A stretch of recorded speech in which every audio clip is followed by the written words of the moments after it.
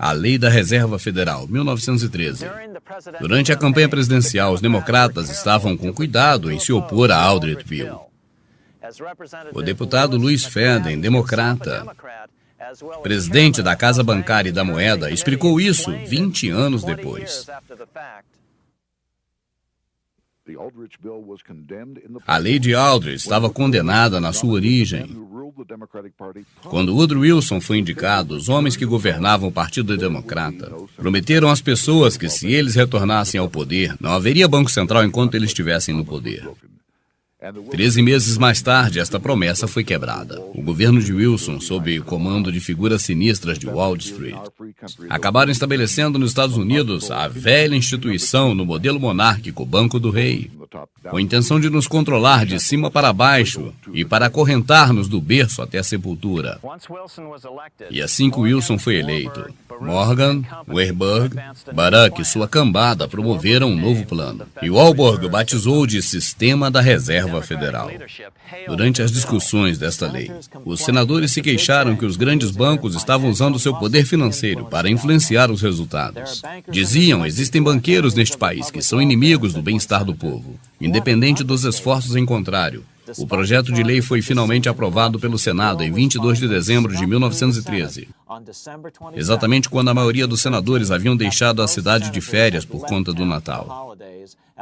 E esses senadores saíram de férias porque foi dito a eles que nada seria feito na casa até o retorno do recesso. No dia em que o projeto de lei foi aprovado, o congressista Lindbergh profeticamente fez um aviso aos seus compatriotas. Ele disse: este ato vai estabelecer o maior monopólio da terra em todos os tempos. Quando o presidente assinar esta lei, o invisível governo do poder monetário será estabelecido. Ele estará legalizado e o povo não perceberá isso imediatamente. Mas seus reflexos estarão apenas alguns anos à frente. É o maior crime praticado nesta época e será perpetuado para sempre. Congressista Charles Lindbergh. E acima de tudo isso, algumas semanas antes, o Congresso aprovou uma lei que legalizou o imposto de renda. E por que a lei do imposto de renda é importante? Porque os banqueiros haviam estabelecido um sistema, e esta afundaria a nação em uma ilimitada dívida. Como podia então os juros desta dívida ser reembolsada sem importar o capital? Lembre-se, um banco central de propriedade privada cria o dinheiro a partir do nada. O governo federal torna-se insignificante então.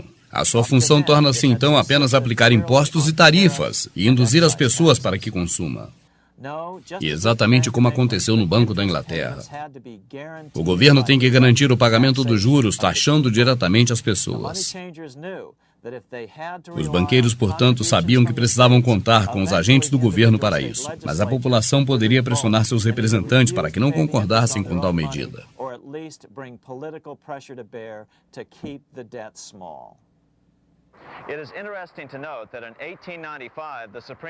Então faz-se interessante notar que, em 1895, a Suprema Corte julgou também como inconstitucional uma lei de imposto de renda de 1909. Foi por isso que o senador Aldrich despachou um projeto de lei. Numa emenda constitucional, autorizou a cobrança do imposto de renda pelo Congresso.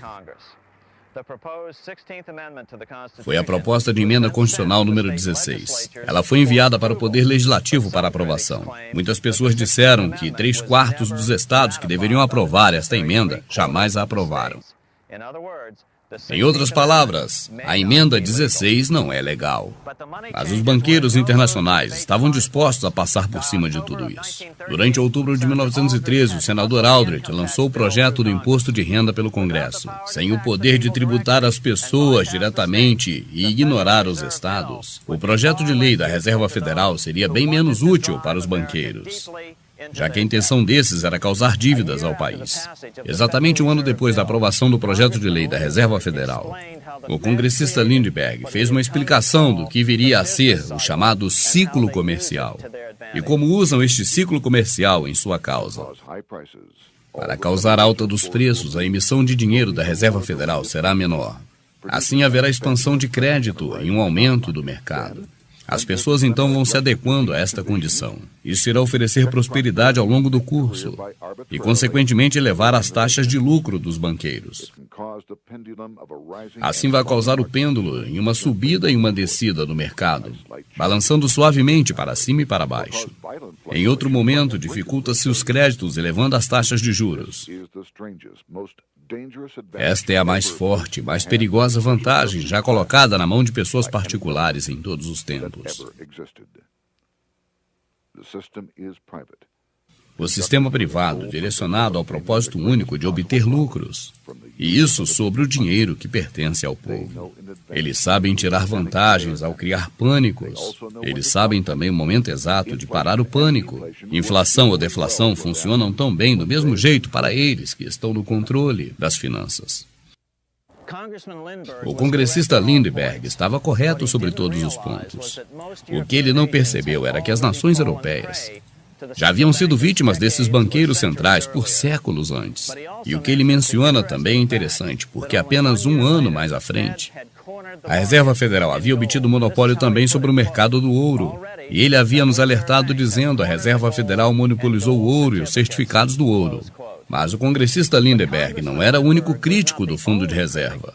O congressista Louis McFadden, o diretor do Comitê da Casa Bancária e da Moeda de 1920 até 1931, ele declarou que produziu a lei que criou o Fundo de Reserva Federal.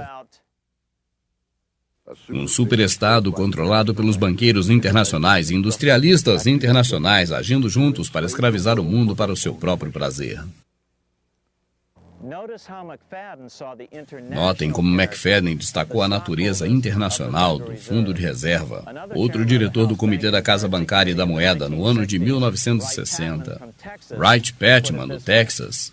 Ele coloca assim: nos Estados Unidos hoje temos em efeito dois governos. Temos o governo constituído oficialmente e temos também o independente, um governo descontrolado e desgovernado que está agindo no Fundo de Reserva Federal. Este opera o poder do dinheiro e tudo de forma legal através do Congresso. 3 anos depois da aprovação do Fundo de Reserva Federal, até mesmo o presidente Wilson começou a ter segundos pensamentos sobre o que havia sido desencadeado durante o seu primeiro ato no cargo. Nos tornamos os piores governados, um dos governos mais controlados do planeta. Não é mais um governo de opinião livre, não é mais um governo do voto das pessoas, mas é um governo escolhido pela pressão de um pequeno grupo de homens dominantes. Alguns dos maiores homens dos Estados Unidos no campo do comércio estão com medo, porque descobriram que há um poder maior em algum lugar, tão organizado, tão sutil, tão atento, tão unido, tão completo, tão persuasivo, a ponto de nós não podermos falar alto em condenação a tudo isso.